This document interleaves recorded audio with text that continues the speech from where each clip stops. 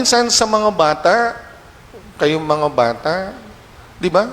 Sabihin nyo, ang higpit ng nanay. Okay lang magpaalam sa tatay.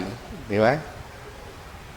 Pero sa tuwing nagsasabing ang nanay na mag-aral ka na mabuti, huwag ka na maglaro, huwag ka na gumala. Ibig sabihin po yan, mahal ka na nanay mo na sinasabihan ka na mahalaga ang pag-aaral.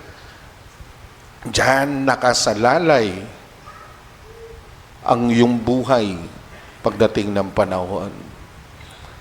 Sa tuwing kayo sinasabihan ng nanay na umuwi na maaga, nanay, mag-night swimming po kami. Sasabihin na nanay, sige, umuwi ka na maaga. Di ba? Ang ibig sabihin po nun ng nanay na mag-ingat ka dahil di mo ko kasama, walang magtatanggol sa iyo. Mahal kita, anak. Ganun po yung ibig sabihin ng nanay. Love language po yun, paraan ng nanay kung paano magsabi na mahal ko kayo, kayong mga anak o sa asawa.